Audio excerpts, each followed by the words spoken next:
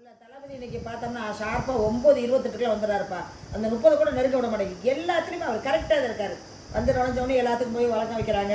அதை பார்த்தோம்னா டிஎம்கேக்காரங்க பாதி பேர் காணா, இங்கிட்ட ஏடிஎம்கேல பாதி பேர் உட்காந்துருந்தாங்க. இவர் வந்த பிறகுதான் சபாநாயகரே வராரு. நம்ம வந்த உடனே நம்ம என்ன நினைக்கணும் தெரியுமா? நான் உட்பட என்ன நினைக்கணுமா, உள்ளே வந்துட்டாரு சாமி, இன்னைக்கு என்ன திட்டத்தை கொண்டாந்துருக்கான்னு தெரியல, சைலண்ட்டாக வராரு. பார்த்தோம்னா அதிரடி திட்டங்களாக தான் இருக்கும் நம்ம நினச்சிக்கிட்டு இருக்கும்போதே அதே மாதிரி தான் நம்ம எண்ணம் வீண் போகாமல் அளவுக்கு அதிரடியான திட்டம். முதல் திட்டம் என்ன கேட்டோம்னா, பரந்தூர் விமான நிலையம் கட்டப்பட மாட்டாதுன்னு சொல்லிட்டாங்க. சொன்னோடனே நாங்கள் டிஎம்கேல உட்காந்து பேர் ஒரு 10 பேர் உடனே நாங்கள் வெளியே நட பண்ணுறோன்னு சொல்லிட்டு போயிட்டாங்க.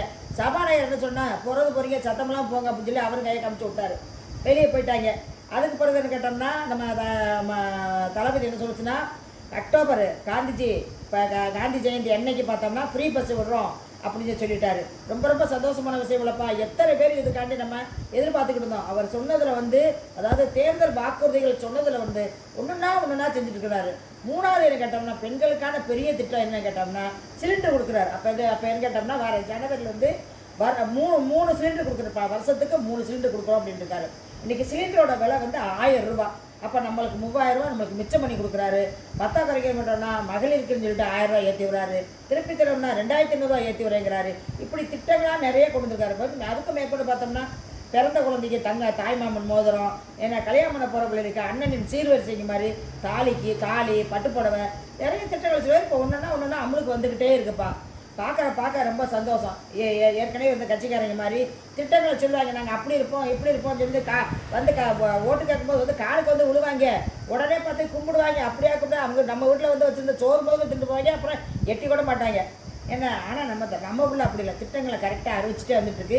இப்போ கூட என்ன கேட்டோம்னா, பரந்தூர் விமான நிலையம் கட்டணம் இங்கே எல்லாரும் வெளியே போயிட்டாங்களே, மீனம்பாக்கம் விமான நிலையத்தை விரிவாக்க மாட்டோம் அப்படின்னு சொல்லிட்டாரு. அவர் என்ன செஞ்சாலுமே ஒரு காரணத்தோடு தான்ப்பா எதுவுமே செய்வார். என்ன அவர் சைலண்ட்டாக இருக்காருன்னு இவங்க நினச்சிக்கிறாங்க. இதில் என்ன கேட்டோம்னா, இவர் நாங்கள் கொண்டு வந்த திட்டந்தேன், இதை நீங்கள் இந்த மாதிரி செஞ்சு விட்டீங்க அப்படின்னு சொல்லியிருக்காங்க. மக்களை போய் ரிவ்யூ பண்ணி பாருங்கப்பா. பரந்தூரில் பார்த்தோம்னா இன்றைக்கி விவசாய மக்கள் 50 பேர் நின்றுக்கிட்டு பூரா வேட்டு படிச்சுக்கிட்டு இனிப்புகளை வழங்கிட்டு இருக்காங்கப்பா. இன்றைக்கி தான் நாங்கள் சுதந்திரத்தை வாங்கியிருக்கோம் அப்படின்னு அவ்வளோ உற்சாகமாக கண்ணீர் மேலே பேட்டி கொடுக்குறாங்க. பக்கத்து இன்னும் போய் பார்த்தோம்னா, அந்த பாலிமர்காரன் உடனே போய் கேட்டேன், மக்களை போய் கேட்டாங்க, என்ன நினச்சிட்டு இருக்கீங்க, அந்த திட்டங்களை அறிவிச்சுட்டாங்க, நாங்கள் ரொம்ப சந்தோஷமாக இருக்கப்பா, நாங்கள் போக வர்றதுக்கு எங்களுக்கு ஃப்ரீயாக பஸ் விட்ருக்காரு, எங்கள் தங்க தளபதி எங்களுக்கு சிலிண்டர் வேறு கொடுத்துருக்காருன்னு சொல்லிட்டு அவ்வளோ மக்கள் எல்லாம் மகிழ்ச்சி கடலில் இருக்காங்கப்பா. இவர் ஒவ்வொரு திட்டமாக செஞ்சுட்ருக்காரு. அடுத்தடுத்த சட்டசபையில் என்ன நடக்குன்னு பார்ப்போம்ப்பா. அடுத்த வீடியோவில் சந்திப்போம்.